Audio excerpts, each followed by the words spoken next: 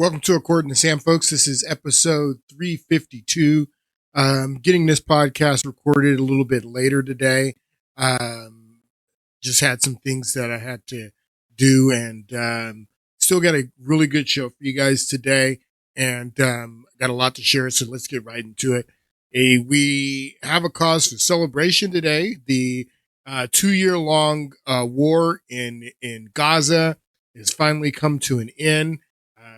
We got some verbal agreements to the peace deal last week, and they were meeting in Cairo to hash out all of the details, and they finally announced, I believe it was on Friday, that they had reached the deal that both sides could accept, and this is just a phenomenal thing that has happened in, a very short period of time. Something the Trump administration has been working on, been working on all these peace deals. He's working on trying to get the war in Ukraine to come to an end.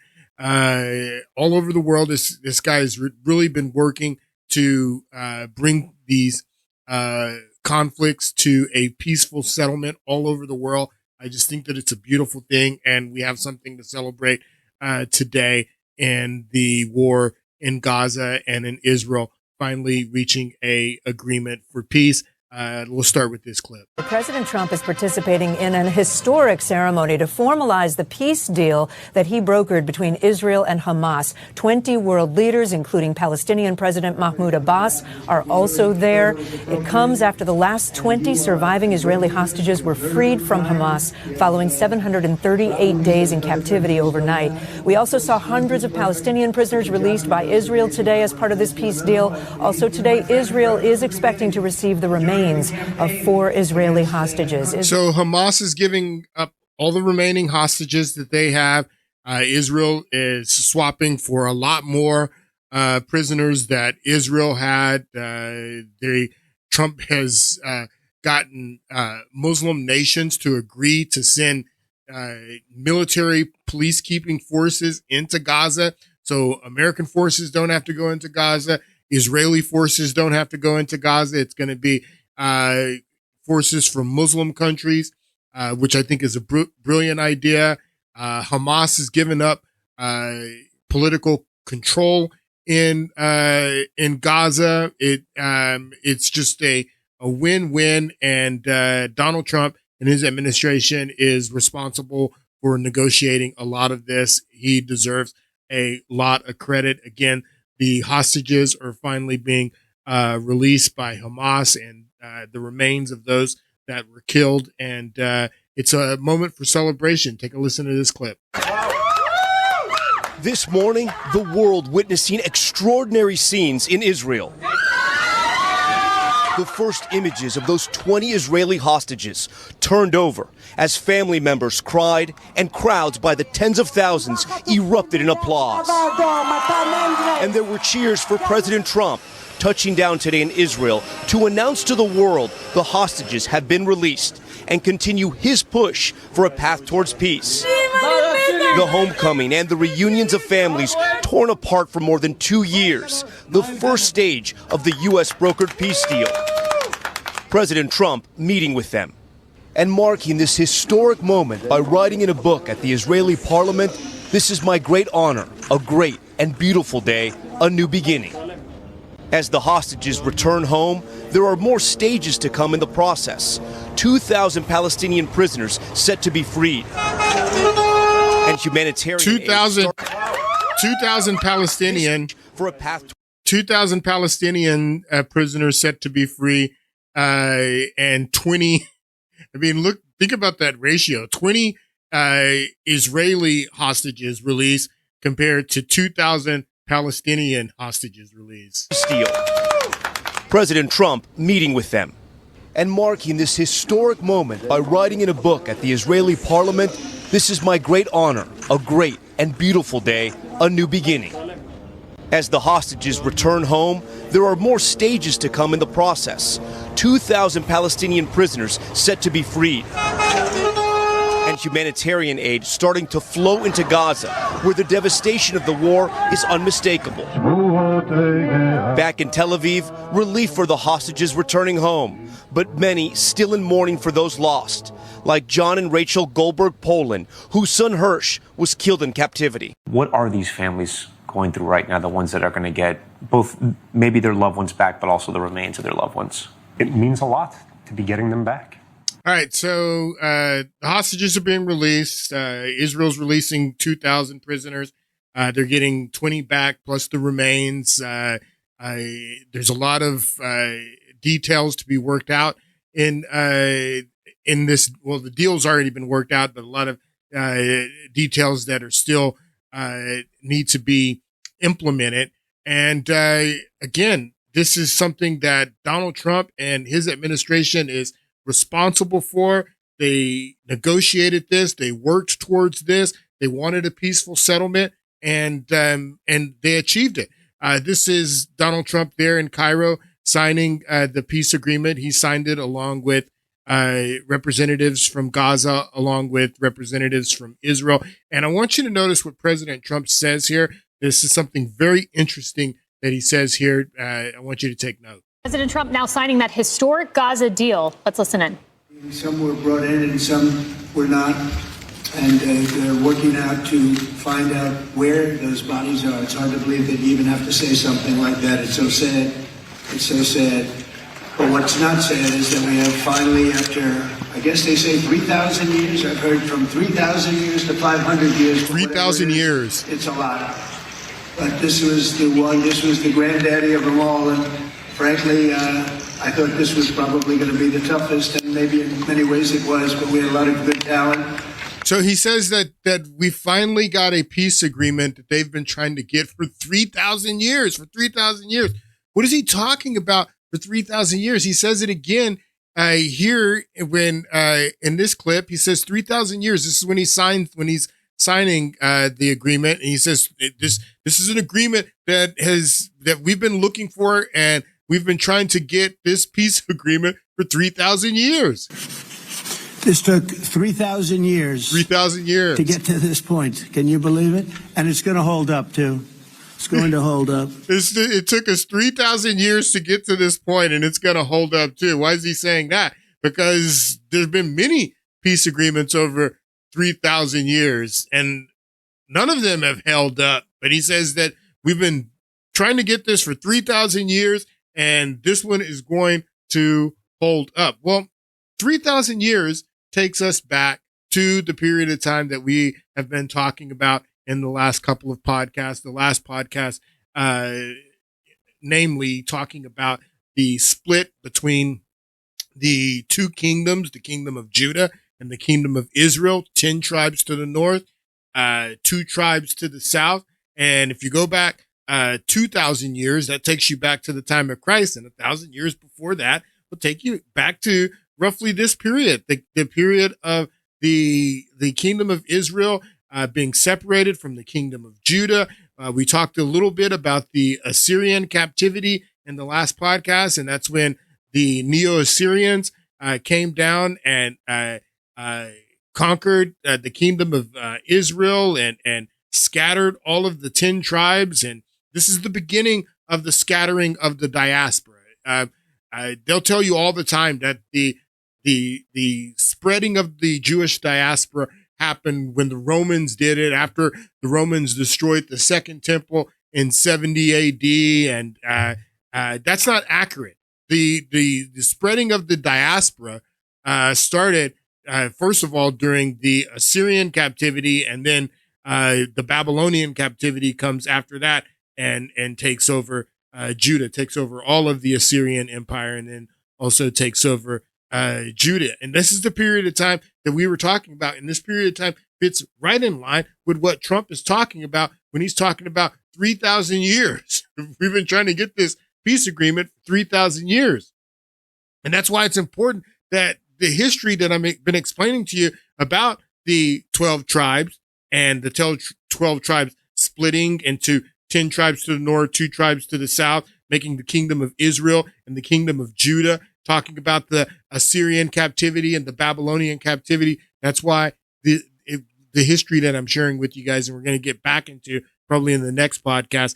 That's why this is important. This is important because it's got such relevance that even Donald Trump is talking about this 3,000 year period of there being war in this area and not a peace agreement, but there's more to it. The nation of Israel or Judah hasn't had this peace for 3,000 years and hasn't had the type of autonomy that they have today in 3,000 years. That even when you go back 3,000 years, when the kingdoms were split, they were still having to be subjects to the Assyrians, to the Babylonians, to the Egyptians, to the Romans, to the Greeks.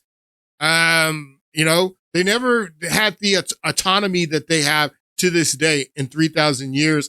And we're going to get back into this history and talk about that. But that's what Trump is talking about when he's talking about the 3,000 year period. Now, why again am I optimistically, hopeful or optimistically skeptical? I don't know if that would be the right word to say about this peace agreement and what Trump's saying that this is, this one's going to hold. That we've been trying to get this for 3,000 years and this one's going to hold. I'm optimistic about it, but I'm also skeptical about it because I've seen this before. I've seen the agreements before when Rabin and Arafat shook hands and during the Oslo Accords. That was supposed to be the final deal that we've been trying to get for 3,000 years, and we finally reached this deal, and this one was going to hold. I know what happened. I know that Rabin was assassinated. I know who assassinated him. I know that Hamas was supported to rise up to diminish the power of the PLO, and then Arafat ends up dying. I know what happened here, and this peace deal that was supposed to be the peace deal to settle all this for the first time in 3,000 years, it didn't last. But Trump says this one's going to last. And everyone seems to believe it's going to last. This is Trump speaking at the Knesset there in Israel this morning. He reinforces what he's saying about this 3,000 year period. And this is a new dawn for Israel and for the region, that this is going to be a lasting peace. I want you to listen to what President Trump says after getting a standing ovation and, everyone there applauding him and what he has done. I hope this is going to be a lasting peace. But again, I'm optimistically skeptical because I've seen this before. Let's listen to President Trump there in the Knesset.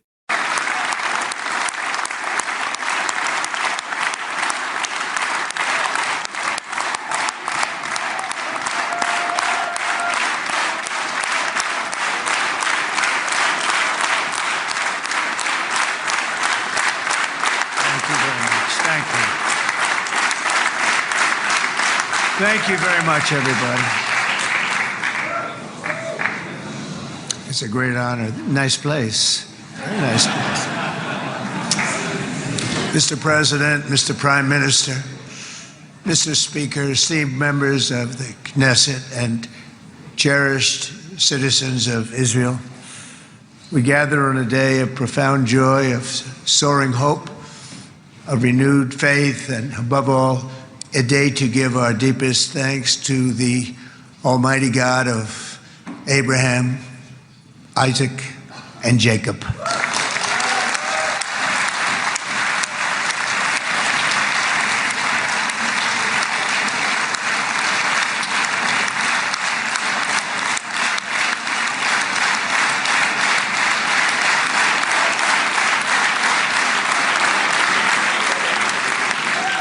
After 2 harrowing years in darkness and captivity, 20 courageous hostages are returning to the glorious embrace of their families, and it is glorious.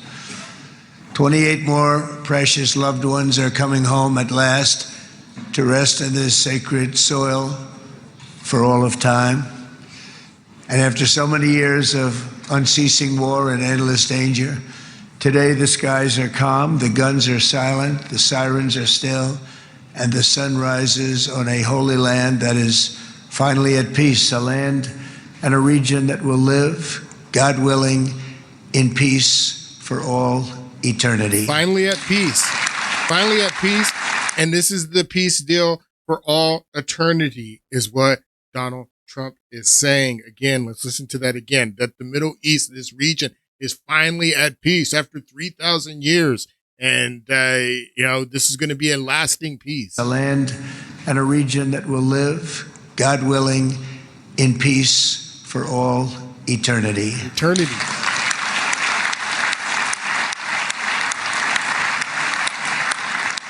This is not only the end of a war. This is the end of an age of terror and death and the beginning of the age of faith and hope. This is not only the end of the war. This is the end of an age. The technical time period of an age is, I think it's 25, 27, 100 years, 27 centuries is what it is. Again, making a reference to that close to 3,000 year period. That's what an age is. Like I was explaining in the last podcast, the age of Taurus. I think it was 27 100 years.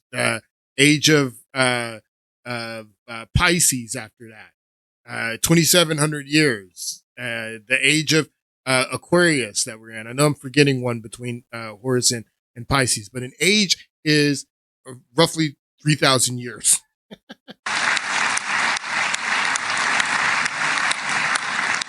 This is not only the end of a war. This is the end of an age of terror and death and the beginning of the age of faith and hope and of God. It's the start of a grand concord and lasting harmony for Israel and all the nations of what will soon be a truly magnificent region. I believe that so strongly. This is the historic dawn of a new Middle East. I want to express my gratitude to a man of exceptional courage and patriotism whose partnership did so much to make this momentous day possible. You know who I'm talking about. There's only one, Prime Minister Benjamin Netanyahu. Bibi, please stand up. So he's celebrating Netanyahu, and Netanyahu is getting applause there in the Knesset, members of his party and people that support him. But out in the streets, Netanyahu is not getting such a warm reception now that this is over. Many Israelis were protesting Netanyahu and were against he and his government before October 7th. People had a lot of questions after October 7th, but people were saying that, that now's not the right time to ask those questions. Well, now that the war is over, a lot of those people that were against Netanyahu, they're in Israel, Jews, citizens of Israel who are against Netanyahu. Now they're coming for blood. This was an event that they had on Friday night after they announced that the deal had been reached, and all of these Israelis that have been living under this war and they're in the middle of this war for the past 2 years, they came out to celebrate the end of the war. And this is what happens when Steve Witkoff mentioned Netanyahu's name there to the citizens there in Israel, the Jews there in Israel who are against Netanyahu. They start to boo Netanyahu. Very interesting. To Prime Minister Benjamin Netanyahu. Oh. They're booing him, sissing. These are Israeli citizens. So at the same time that Trump is praising Netanyahu in the Knesset, and he's getting the standing ovation from members there of his party, the Israeli citizens that are out in the street, when they hear Netanyahu's name, they're booing. They're hissing. They don't like Netanyahu.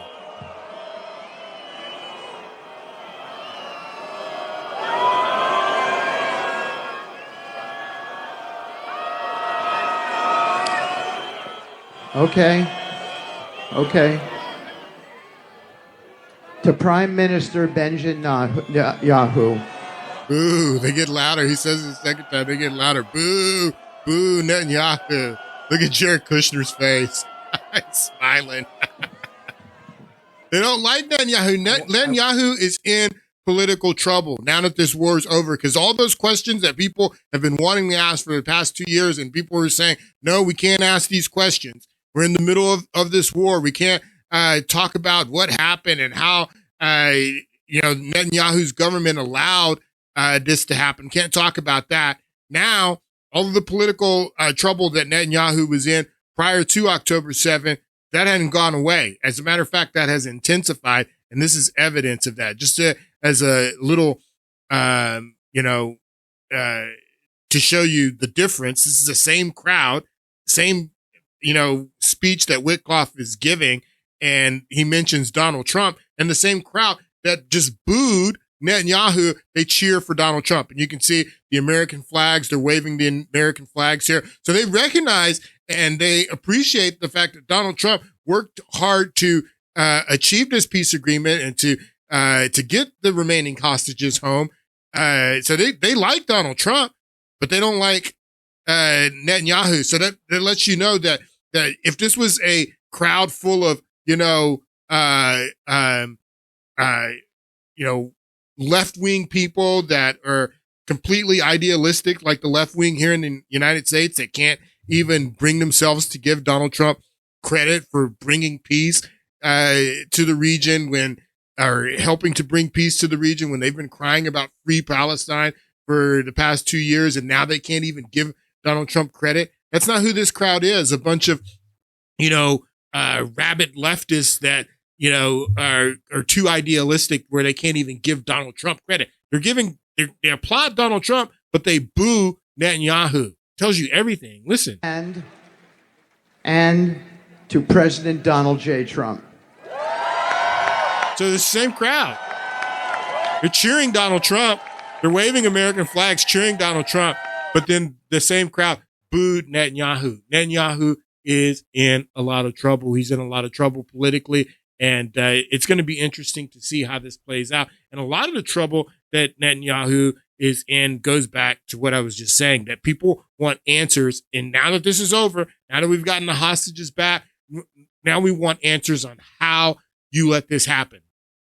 How did this happen? And Hamas was able to hang glide over the wall without you knowing it, and tunnel under the wall without you knowing it, and pulling off this really, Mission Impossible type of attack without you knowing it and being able to stop it. Netanyahu and his government is now going to have to answer these questions. This article came out in the New York Times, and this was an explosive article. But when it came out, this was in December of 2023. Just 2 months after the October 7th attack. So everything was still fresh. So this article, very explosive article, comes out in the New York Times. It actually came out November 30th. So you're 2 months. It's just 2 months from the, little less than 2 months from the October 7th attack, November 30th. This article comes out and it's explosive. The headline: Israel knew Hamas's attack plan more than a year ago. So a year prior to the attack that Israel, they were fully aware of the attack plans of Hamas. Hang gliding over the wall, tunneling over a wall, subtitled, "The Blueprint Reviewed by the Times Laid Out in the Attack in Detail." In detail. Every detail was in this plan that the Netanyahu government had before the October 7th attacks. The tunnels underneath the wall, the hang gliding over the wall, the taking out cameras, all that stuff in detail. They had the blueprint of the attack a year before the attack actually happened. Israeli officials dismissed it as aspirational and ignored specific warnings. So when this article came out in late November of 2023, just a little less than 2 months after the October 7th attack, everyone was saying that we can't talk about this right now. We're in the middle of a war now, and we can't talk about who knew what and when, and how the Israeli government that protects this wall and knows if a bird lands on the wall, they know it. How they allowed this to happen. People were saying that no, we can't talk about this now because we're in the middle of this fight with Hamas, and we need everyone to unite around the cause of defeating Hamas, and we can't talk about the fact that the Israeli government knew a year in advance of the Hamas's plans in detail. But now that the war is over, now that the hostages have been released and there's a peace agreement, now we can talk about this. And I don't want to waste any time talking about this because this is a very serious issue. And this is why the citizens there in Israel, those that are out in the streets, not the ones in the Knesset giving him a round of applause, but those in the streets that have been protesting him and were protesting him even before the October 7 attack. Now that the hostages have been released, now that there's been a peace agreement, now they want answers to this question. How did the Netanyahu government allow this to happen? I have a few clips that were aired in the weekend after that New York Times article was published. I want to take a listen to some of these.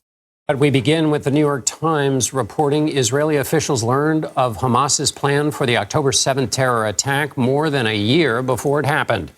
According to the Times, Israel obtained a 40-page document outlining the group's strategy for the attack. It did not specify a date. Israeli intelligence officials reportedly dismissed the plan as aspirational. It's they dismissed the plan. If Prime Minister Benjamin Netanyahu saw the document himself. The Israeli military declined to comment. Who cares if Benjamin, they did the same thing. So that's the thing that when this came out and when October 7th happened, they kept saying that October 7th is Israel's 9/11. And when I heard that and people were starting to use that, I was like, yeah, in more ways than one. I mean, these are the same narratives that they used during 9/11. It doesn't really matter if Netanyahu saw this 40-page plan himself in detail. If his ministers saw it, if the head of his intelligence saw it, Benjamin Netanyahu doesn't need to see it himself for someone to take action. It doesn't matter. They're talking about who saw this, and if the prime minister saw it, the prime minister didn't need to see it. But I'm sure he did see it. Officials reportedly dismissed the plan as aspirational.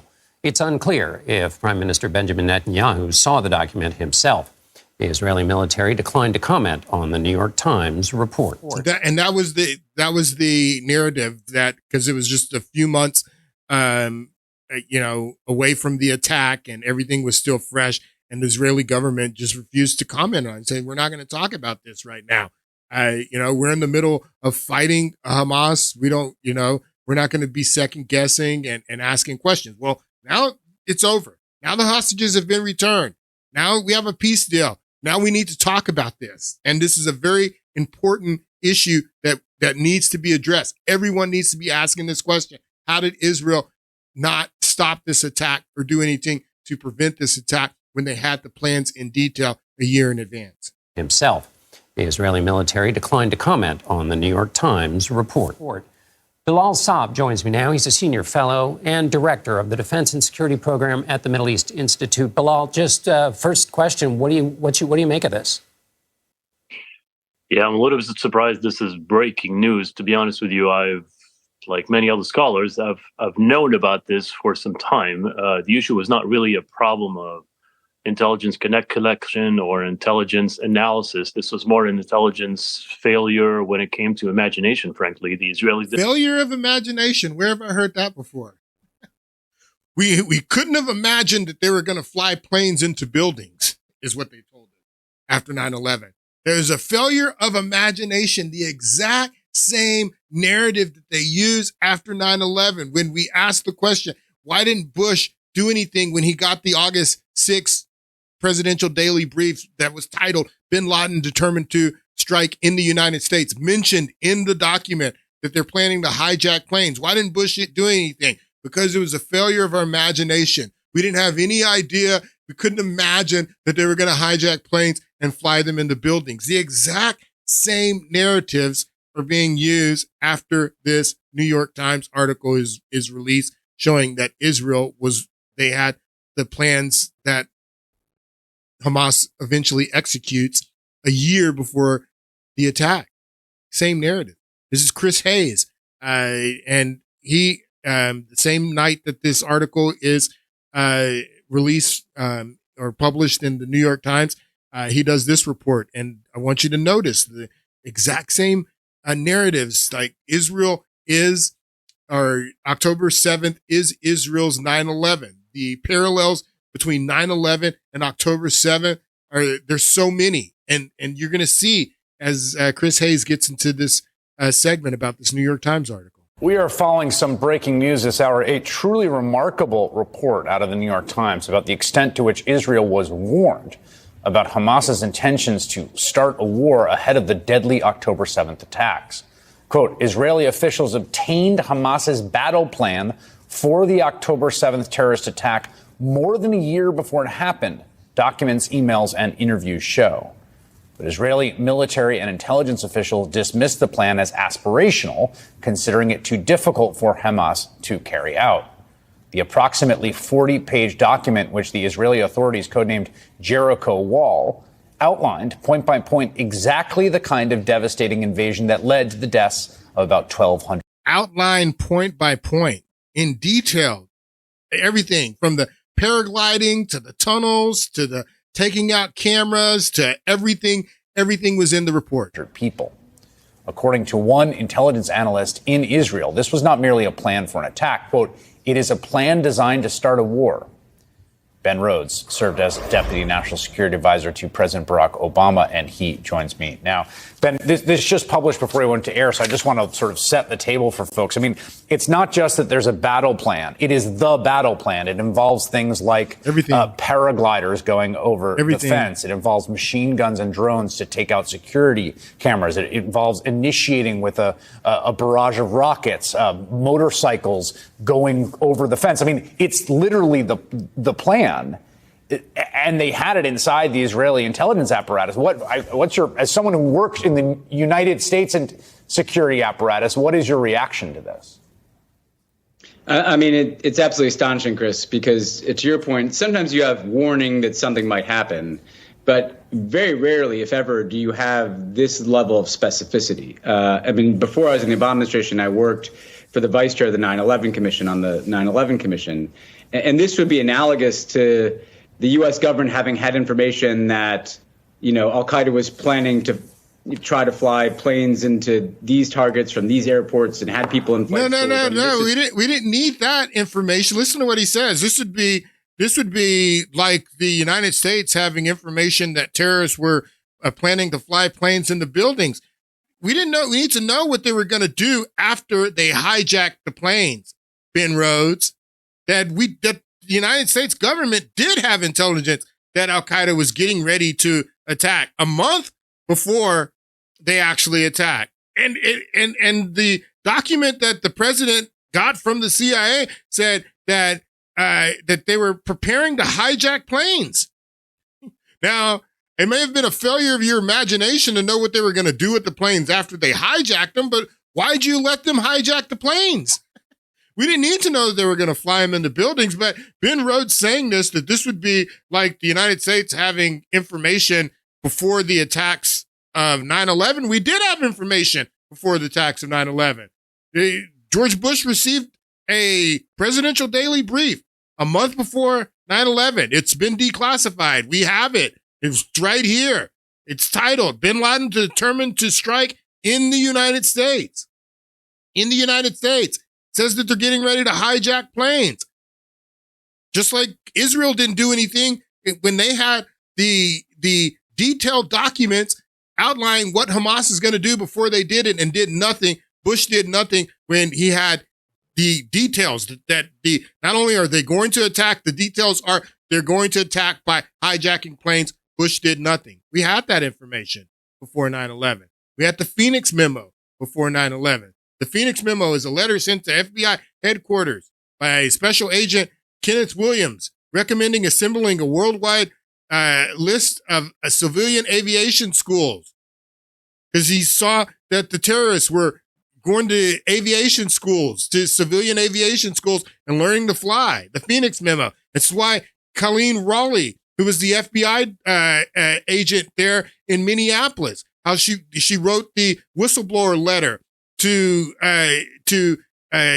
the head of the Judiciary Committee, Senator Leahy.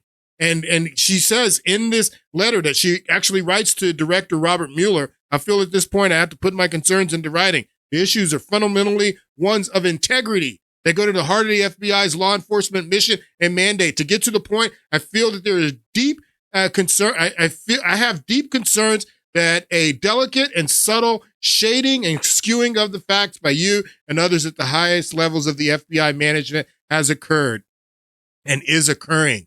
Based on my concerns, I base my concerns on my relatively small, peripheral but unique role at the Missouri investigation in Minneapolis division prior to September 11th. She lays it all out that we had everything before September 11th, before the September 11th attacks to stop it, is what Colleen Raleigh says in this letter. We have the Phoenix memo. We have the bin Laden determined to strike in the United States and hijack planes given to the president of the United States. It's the same thing. It's the same thing. This is what when I hear that October 7th was Israel's September 11th, this is what I think of. This is what Ben Rhodes is saying here. It would be like us having intelligence before 9/11, which we did. And Israel did have intelligence, detailed intelligence about what Hamas was getting ready to do. Level of specificity. I mean, before I was in the Obama administration, I worked for the vice chair of the 9/11 Commission on the 9/11 Commission. And this would be analogous to the U.S. government having had information that, Al-Qaeda was planning to try to fly planes into these targets from these airports and had people in flight schools. I mean, this is a level of specificity that intelligence almost never gets. And that's what is so astonishing about this reporting. It wasn't just like a concern that Hamas might be up to something, they might be trying to plan something big. You usually get those types of warnings, reflections in conversations or intercepted communications. This was the literal plan of what they actually ended up doing on October 7th within the Israeli system. The literal plan of what they actually ended up doing. That's the same thing with the bin Laden determined to strike in the United States. They actually ended up hijacking planes. Maybe you didn't know what they were going to do with the planes once they hijacked them, but you were warned that they were getting ready to hijack planes, and they actually hijacked planes.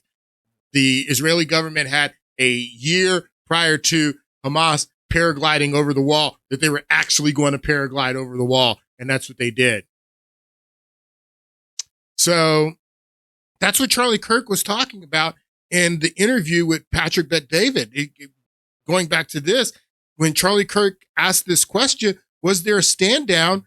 This is what he's talking about. He's talking about this New York Times article and the fact that the Israeli government had plans, the detailed plans about what Hamas was going to do over a year in advance. And this is what Charlie Kirk was talking about in this interview. Take a listen again. Many times, the whole country's a fortress. When I first heard this story, I still had the same gut instinct that I did initially. I find this very hard to believe. I've been to that Gaza border. You cannot go 10 feet without running into a 19-year-old with an AR-15 or an automatic machine gun that is an IDF soldier, right? The whole country is surveilled. And so let me just kind of go through this. We don't talk about Israeli politics very often, and most Americans don't know this. The last 9 months, Israel was on the brink of civil war. It's not an exaggeration. This judicial stuff, there were hundreds of thousands of Israelis taking to the streets because Bibi Netanyahu was basically redefining the Israeli constitution. That's not an exaggeration, right? He said the judicial branch has too much power. There were protests planned this week against Netanyahu, where they anticipated tens of thousands of people to take to the streets. And those are the people that are booing, that are out in the streets. They're in Israel booing when Steve Witkoff mentions Netanyahu's name. The people that were protesting Netanyahu and what he was doing politically and what his party was doing politically prior to October 7th. And that's what Charlie Kirk is talking about is saying that he was politically in trouble even before October 7th. And now that this is over, now that the hostages have been returned, now that there's a peace agreement, those people that were angry with Netanyahu before October 7th, they're even more angry with him now. That's what Charlie Kirk is talking about here. And he's absolutely right. There were hundreds of thousands of Israelis taking to the streets because Bibi Netanyahu was basically redefining the Israeli constitution. That's not an exaggeration, right? He said the judicial branch has too much power. There were protests planned this week against Netanyahu, where they anticipated tens of thousands of people to take to the streets. That's all gone, Patrick. Netanyahu now has an emergency government and a mandate to lead. I'm not willing to go so far that saying that Netanyahu knew or there was intelligence here. But I think some questions need to be asked. There was intelligence. Was there a stand-down order? Was there a stand-down order? Was there a stand-down order? 6 hours? I don't believe it. Israel's the size of New Jersey. When I took a helicopter ride from Jerusalem to the Gaza border, it's 45 minutes. Wow. 6 hours. They're live streaming the killing of Jews. Did somebody in the government say stand down? That is a legitimate, non-conspiracy question. The whole country is the IDF. The whole country is. Yeah. And you're trying to tell me that they're going to concerts and kibbutzes and schools and by reports 6 hours. Let's say it's 3 hours. That's suspect. Go ahead, Rob. So this is a different New York Times article that they're talking about here on the Patrick Bet-David show. You can see this article came out October 11th. So this is, just a few days after the October 7th attack. And then the article saying that they had the plans in detail a year before this one comes out, November 30th. So 5 weeks later. So the one that they're talking about here, just a few days after the October 7th attack, New York Times again, the long wait for help as massacres unfold in Israel, that it took them so long. Not only did they not anticipate, because they had this intelligence over a year in advance, not only did they anticipate and were able to quickly bring it to an end, like Charlie Kirk is saying here, it took them 6 hours to respond after the attack, that they had the plans in detail for a year in advance. It took them 6 hours to respond to, is what Charlie Kirk is talking about. And they bring up this article from the New York Times, long wait for help. Yes. So maybe we couldn't ask these questions while the war was still going on, and it was, not proper to ask these questions and talk about this while the attack was still fresh. But now that this is over, the hostages have been returned, and we have a deal. Now it's time to get to the bottom of these questions. Who knew what, when, and why wasn't Israel able to stop it? Was there a stand down order, like Charlie Kirk so bravely asked this question on Patrick Bet-David's show? And he was brave to ask this question because at this time, when he's doing this interview on Patrick Bet-David's show, the war is still going on. It was not kosher. It was not kosher to ask these questions. It was basically a huge problem for anyone to be asking these questions back then before this was over. It didn't take any bravery for me now to talk about this stuff now that the hostages have been released and the war is over. Now it's time to talk about this stuff. But Charlie Kirk was doing it in the middle of the war, asking, was there a stand down order? How did this happen? How did it take 6 hours for you to respond to this when you had the plans in detail? People need to be asking these questions. This was on the This Week, ABC This Week with George Stephanopoulos. This was the Sunday after the New York Times article was published, letting everyone know that Israel, Netanyahu's government, had the Hamas plans over a year in advance, and Stephanopoulos has the not the finance minister, he's the strategic minister, is Ron Dearmer, and Stephanopoulos is pressing him about this New York Times article that just dropped a few days before, saying that, hey, you guys had the plans. You guys had the plans in detail about what Hamas was going to do, the paragliding, the cameras, the tunnels, everything. You had all this stuff. And Stephanopoulos is actually pressing the minister. This is just, days after the article is published. You're still just, 2 months after the attack. Everything's still fresh. And this is what the Israeli minister says. He's like, we shouldn't be talking about this right now. We shouldn't be asking these questions right now. We're in the middle of a fight. We need everyone to unify. We can't talk about this now. Take a listen. Let's bring in now the Israeli Minister of Strategic Affairs, Ron Dermer. Mr. Dermer, thank you for joining us this morning. Let's begin with that intelligence report. Good to be with you, George. Thank you for joining us. Did Prime Minister Netanyahu see any of this intelligence warning of an Hamas attack? Who cares if he saw it? Not that I'm aware of. I think the report that you're talking about is the New York Times report. Which the New York Times report, bro. So the prime minister wasn't prime minister at the time. It was a previous administration. But I don't know if they saw it. And frankly, George, all of these questions, we're going to have to get to the bottom of it. After the war, we're going to have a serious investigation. We have to get. We shouldn't even be talking about this, George. We shouldn't even be talking about this right now. We'll talk about it after the war. Well, today is after the war. Now we want to talk about this. We should be talking about this now because he's saying that back then we shouldn't be talking about this. We can't be asking these questions. We're in the middle of a war. Well, the war's over. Hostages have been released. It's over. We want to talk about this now. New York Times report, which dated it back over a year. So the prime minister wasn't prime minister at the time. It was a previous administration. But I don't know if they saw it. And frankly, George, all of these questions, we're going to have to get to the bottom of it. After the war, we're going to have a serious investigation. That's what Israel does. And we'll be able to answer all these questions. But we'll see how serious the investigation is. But it needs to start. Investigation. That's what Israel does. And we'll be able to answer all these questions. But the first time I saw that report was when it was published in the New York Times. Why wait until the end of the war? It seems like this war is going to be going on for some time.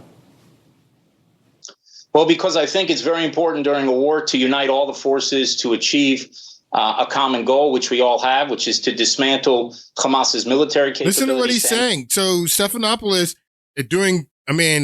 surprisingly doing a bit of real journalism here. He presses him on it. He says, why do we have to wait until after the war to ask these questions when it's clear that you guys had a report that showed in detail Hamas's attack before they attacked? Why do we have to wait for however long this war, is going to last to ask these questions? And the minister says no, because we need to all unite. We need to all unite to defeat Hamas. Can't ask questions about who knew what.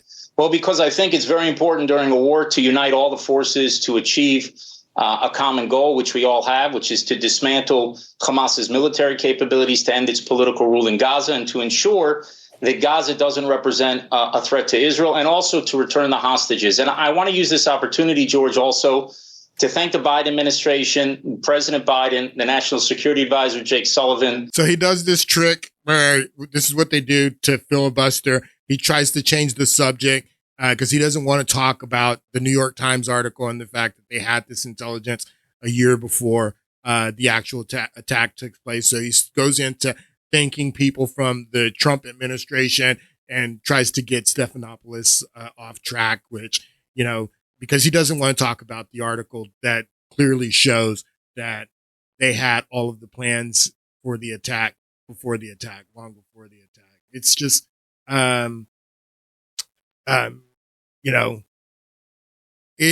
this is going to be a huge issue now that this is over, just like you just heard the, strategic policy minister say that, we're not going to talk about this until Hamas is no longer a political force in Gaza. Well, Hamas is no longer a political force in Gaza today.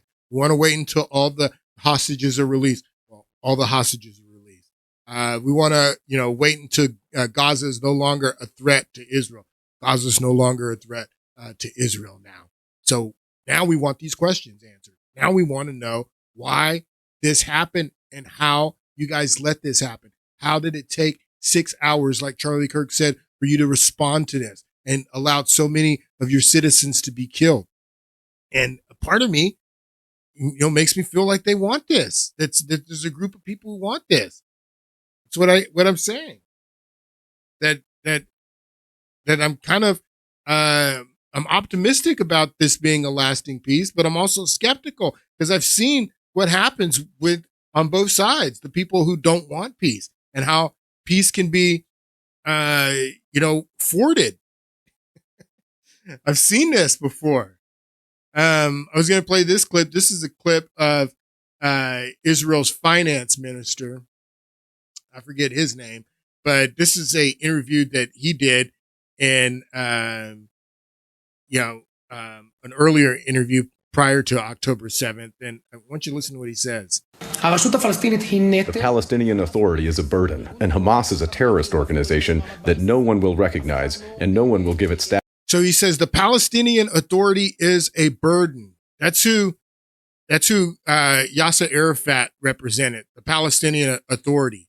And he says that the Palestinian Authority is a burden. Why is the Palestinian Authority a burden? Is because there's a way to legitimize the Bill Clinton and even Rabin when they did the Oslo Accords. They were able to legitimize the Palestinian Authority and even in the United Nations that there was some appearance of legitimacy that the Palestinian Authority had. But he says that Hamas has no legitimacy. There's no way for Hamas to have any legitimacy because they're a terrorist organization. And then he actually says that Hamas is a greater asset to us, that Hamas is an asset to us, that we want Hamas to be in power more in Gaza than the Palestinian Authority, because no one will take Hamas serious because they are a terrorist organization. So to us, the Likud, the right wingers there in Israel that basically didn't want peace, that it's more beneficial for us to have Hamas doing our dirty work because it's easy for them to delegitimize Hamas. They can delegitimize Hamas more than they could the Palestinian Authority. The Palestinian Authority is a burden to us. That's what he's saying here. The Palestinian Authority is a burden, and Hamas is a terrorist organization that no one will recognize and no one will give it status in the ICC. No one will let them lead a decision in the Security Council. The main pitch we are playing now is international delegitimization. Hamas, at this point, in my opinion, will be an asset. International delegitimization, to not delegitimize Hamas, but to use Hamas to delegitimize Gaza. And in that way, Hamas is an asset to us, that we prefer Hamas because they're an asset to us because Hamas allows us to delegitimize Gaza, is what he's saying here. So that makes me, believe that, that maybe, I don't know. I mean, Charlie Kirk's asking questions here. Was there a stand down order? I'm asking questions. What would be the motive of a stand down order? Charlie Kirk's saying, was there a stand down order? Okay. If there was a stand down order, what would be the motive of a stand down order? And the motive of a stand down order is, so if a stand down order did happen, as Charlie Kirk asked, that's his question, not my question.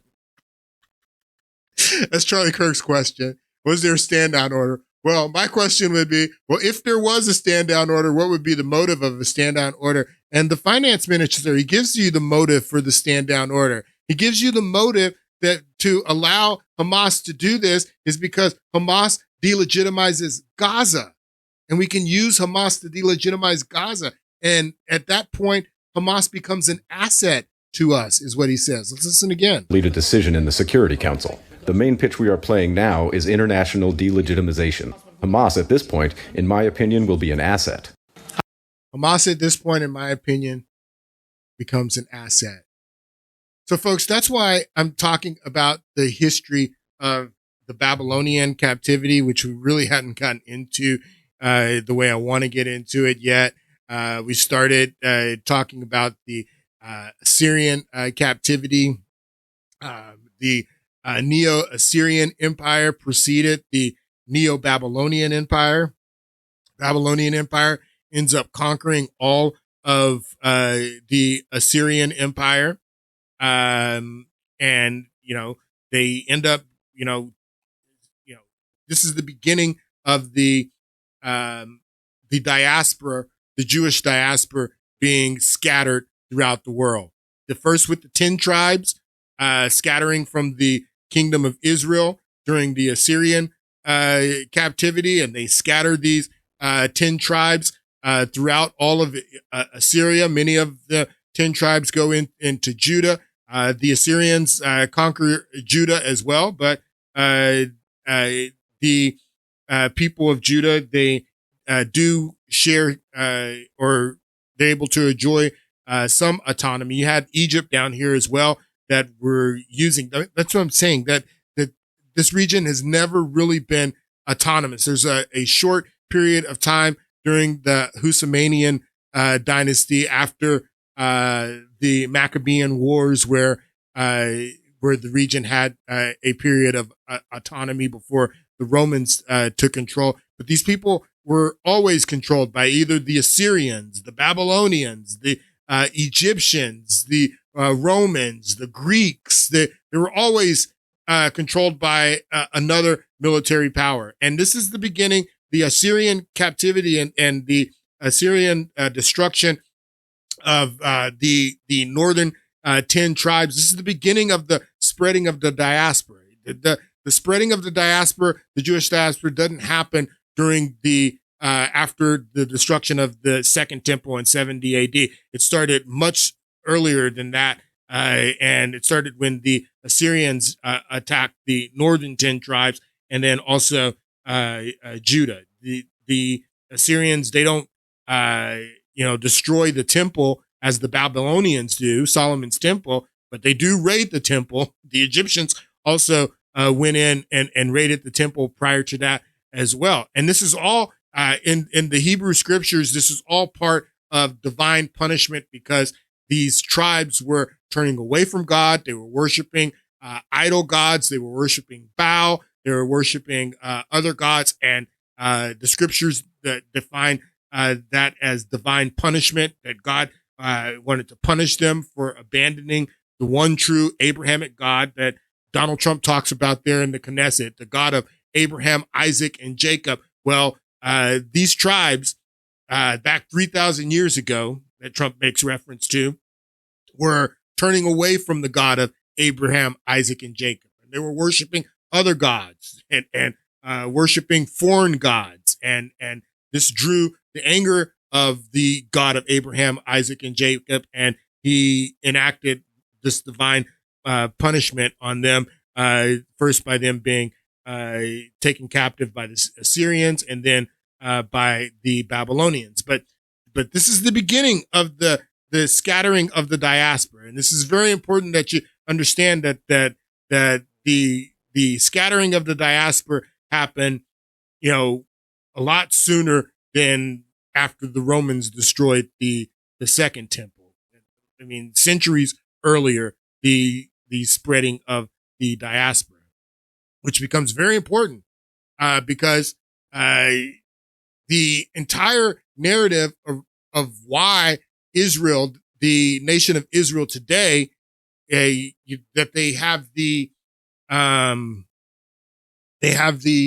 authority to say that this is our ancestral homeland, and that in 1948, when we're coming back, even before 1948, the Zionist movement started in the late 19th century, as people were migrating back to this land after they had been scattered first by the Assyrians and then the Babylonians and then the Romans. As they're coming back to settle this land again, the only reason that they have, the authority and the right to this land is because of the biblical story. The biblical story is everything that gives them the authority to come back to this land. It's everything. Without the biblical story, then this guy says it here. Take a listen. How can a Jew come from Ukraine to Palestine and say this country is mine and you Palestinians have no place here? You can't, if you didn't have a story to tell, you'd just be a criminal. You'd be some guy coming in and stealing somebody else's land. Well, I don't want to be that.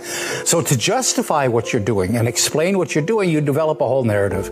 God gave us this land, and this is the ancient Israel, and we were driven out by the Romans, and now we're, a whole story like that. So we were driven out by the Romans, and that's the story they tell. They were driven out by the Romans. No, much earlier than the Romans scattered the diaspora after 70 AD. And even after 70 AD, the Jews stay there in that region with the, destruction and rubble of what the Romans did. They stay in until the Bar Kokhba revolt, which happens, almost a century later. So they even remain there even after destruction of the temple. But that's the diaspora is spread and starts to be spread throughout the world.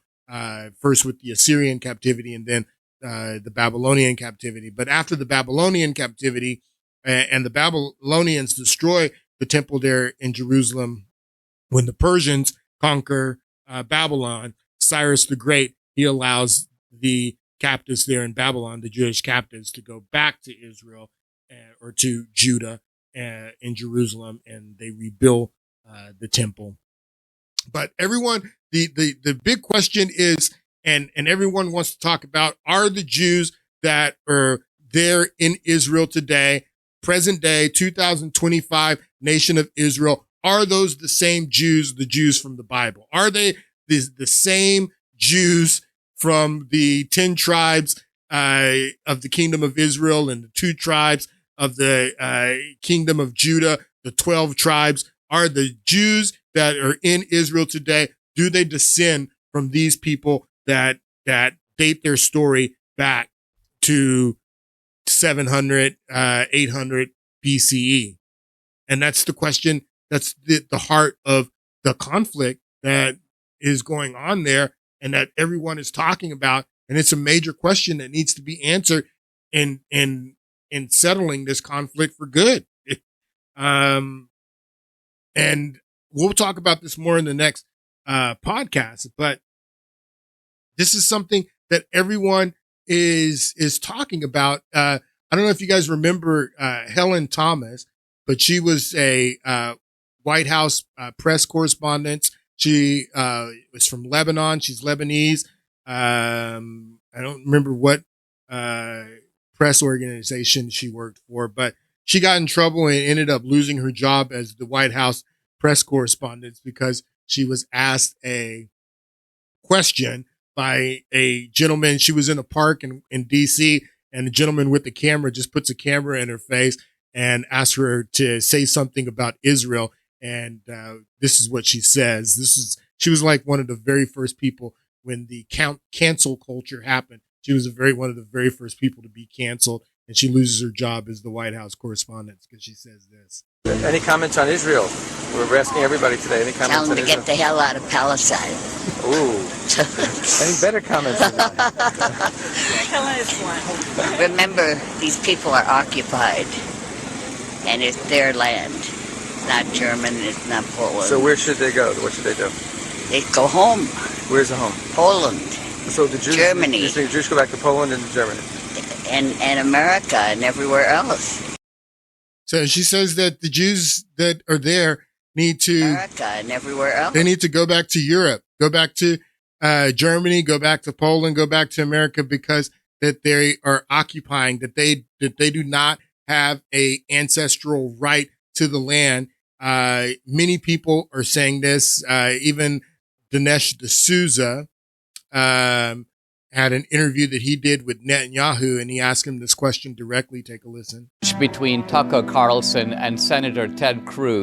In a recent exchange between Tucker Carlson and Senator Ted Cruz, Tucker Carlson said, "Are you saying that the Jews in Israel under Netanyahu are the descendants of the ancient Israelites who are described in the Bible?" Of course. There's no question about it. The Jews spread from this land to various parts of Europe, to the Middle East and elsewhere.